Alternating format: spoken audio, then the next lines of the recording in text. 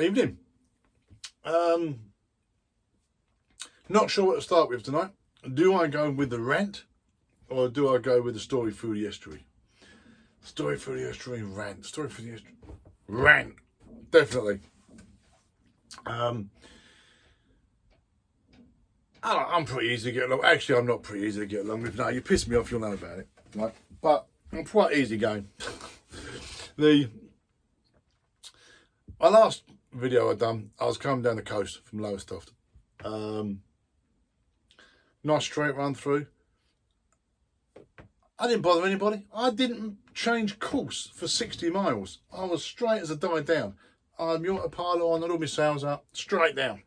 Didn't change course. And when I got there near Lowestoft, something like that, not Lowestoft, Felixstowe, Ipswich. When I got down there, about 25 boats appeared, about 27 footers. And they had all the sails up, spinnakers up, obviously having a bit of a local race, something like that, because they went down past the Cardinal when they were going into Felixstowe. So I thought, it's very nice. It was a nice thing to see. Had all the sails up, so had spinnakers up. It's quite a sight. So like I say, I haven't changed course. I'm going straight as a dime, and I'm going along. Everybody else is turning, and they all going in fine. And all of a sudden, this boat comes up on my port side, left to everybody else. Comes up on my port side. Nice boat, nice sails. They got all the gear. You know what I mean? She went past me, and then just tacked straight in front of me. Turned straight across in front of me. I had to do almost emergency stop.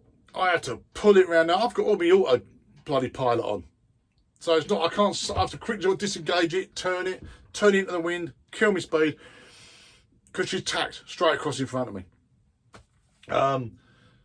All the gear, no idea, not a fucking clue. I'll tell you now. She almost caused me to have an accident. She put me in danger. She put her in danger, and she put the geezer on the boat in danger. For what? She could have just turned behind me. She didn't have to go that extra 32 foot around me. She could have just turned behind me or gone on a little bit and turned. No, she's gone past me, cut me straight up. I'll tell you. It took me another 5 minutes to sort my boat back out again, calm myself down, put my autopilot on, and get myself going again. I couldn't get it quite trimmed up like it was. Because sometimes you get it just right, don't you? Couldn't quite get it back again. I was fuming. I tell you, if I had a harpoon on the front of my boat, I'd have pinned them both off the back of that fucking boat and put them straight onto one of them wind turbines. Tell you, I was fuming. It's just, she may have all the boat. She may have all the gear. They might have a load of tickets. They might have all their things and what have you. Doesn't mean to say they got an ounce of bloody seamanship. Do you know what I mean? Absolutely oblivious. Absolutely oblivious. And when she'd done all that, well, I had to do my manoeuvre and they went past. You know when the driver does something wrong, and you look over and they don't look. They're just like that. And that's what they're like. Almost like I didn't exist. Yeah, almost like I wasn't worthy to be on the sea. Like I didn't exist. I got a nice boat and I'm going to raise some bollocks to you. It was a bit like that. I was absolutely, if I had a flare gun, I'd have blown them out of the pissing water, I tell you. Right, calm it now. Right, that's my rant over with. All right, all the gear, no idea. So, my rant over with. Next thing.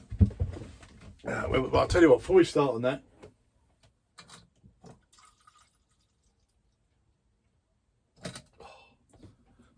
optics, must on any boat. What was the next one? Oh yeah, I did say I was going to do a video going across the estuary. There's a reason I didn't, because as I started going across, the lights started to go a bit. I went past the wind farm and the lights started to go quite quickly, so dropped my sails down. I didn't want to mess around with them at night, so I dropped my sails. I'm not trying to go through there. It's a tricky enough thing to go through there anyway and get down into the channel. So I dropped my sails down, put the motor on, and when that light, I tell you what, when that sun went down, mate, it was black. It was like Newgate's knocker. It was a moonless night. I couldn't see jack. In actual fact, I'm going to put a photo here. If this photo doesn't appear, I'm just looking like a twat pointing at my window. But the photo should appear. It was that dark. All I could see was my chart plotter and my radar. That was it. So I had to concentrate 1,000% on that chart plotter because I had to stick to it. And when it said I was coming up to do 2 beacons or 2 buoys, I then check my radar and make sure they match.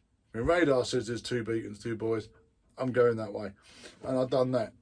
And I picked my way through all the buoys, through the channel, because I don't know that channel. So, yeah, it was a bit airy because it was that dark. When you go past these beacons, they're the size of a small bungalow. These big metal things, you know what I mean? I was going 20 foot past them and I couldn't see them. I could see the little light on top, but I couldn't see the beacon. It was that dark. Anyway, so I picked my way through them and I came to Sheerness Docks. And I was going past Sheerness Docks and this little blip come up on my chart plotter. It was AIS. What AIS is, people who don't know, is if you had a system on your sat nav that could tell you, that would show where all the other cars are around you. That's what AIS is for boats. All commercial boats have to ping something out, and it overlays on the chart plotter. So all the commercial boats pop up, and they tell me where they are. Anyway, this one pinged up behind me, about a mile and a half away. But then I looked at my radar. This wasn't a little ping. This was a big ping. I had a small town coming up behind me. And when I looked behind me, you have one of them shrivel moments. You know what I mean? Your old nuts go, this was a big boat. This was like one of them big bulk carriers, you know, with all the old containers on top. And it was looming. It was coming down. This channel I was in, yeah, for me, big channel. Put that boat in it, mate, I wasn't going to fit. I tell you now, I was not going to fit in that channel. So I was like, woof, what am I going to do here? So I started edging over to starboard, right to most people. I started edging over. And as I'm edging over, this tug, big tug, came past me. And he scanned me as I went past, as he came past. I thought nothing of it. And the next thing I know, about a couple of minutes later, I lit up like a Christmas tree. Like this big searchlight just came onto me, right? And I was like, I thought God was talking to me. It was literally that. I've gone from darkness to hallelujah. I turned around. He'd snuck up. He was only about 30 foot off my bleeding stern. Dirty great tug. Spotlight on me. Some geezers shouting at me off the front. Mate, go on this channel. Go on this channel. So I went on their local work channel. And he went, mate, I need you to budge over. I do need you to move. He said, because you ain't going to fit. There's big things coming in. Because obviously they did this is at 1:30 in the morning. The last thing they expect is to have a small vessel going through. So I budged right over and slowed down. I almost went in reverse because of the tide. And I had to go over and hold. While this enormous great ship came in. And because you've got all these big 4 tugs moving around trying to push it in. You're daft. If you try and get anywhere near that, you're going to get crushed. So that's what I mean. So I edged right out. And I was there. It was a bit of a clenching moment, if you know what I mean. But I managed to keep it out of the way. And then they said I could go. So then I come back out and I carried on down. Followed the beacons again, all the way out the Medway. Followed the beacons, St Mary's Island, and got in. Hairy. I tell you what though, when you do that at night, and if you don't do it often, and you're not used to it, I'm not used to it, going down there. It's a hairy thing, but you have to have your 1,000% on it. You can't muck about. That's why I didn't do any filming or anything like that. You're daft if you don't. 1,000% you got to be on it. But I'm in now, and I'm at a nice place, Chatham Marina. Nice facilities, nice people. You got a place called Dockside next door, and they do like a shopping centre, so you can get all your stuff and everything. It's a good, nice place.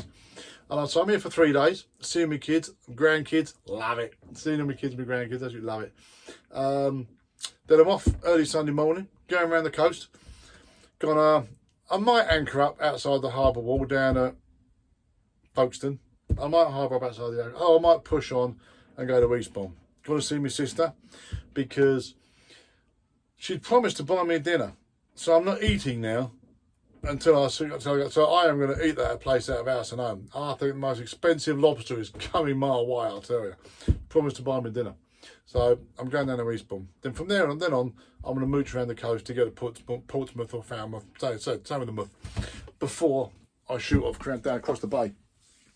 So that's about me done really from that. I've had my little rant about all the gear and no idea. Anyway. Yeah, so I'm sitting up here now. So next one I'll do, it'll probably when I'm going around the coast. Do another one, do another Dodge the Optipot thing. So, good night, look after yourself and be healthy. See you later.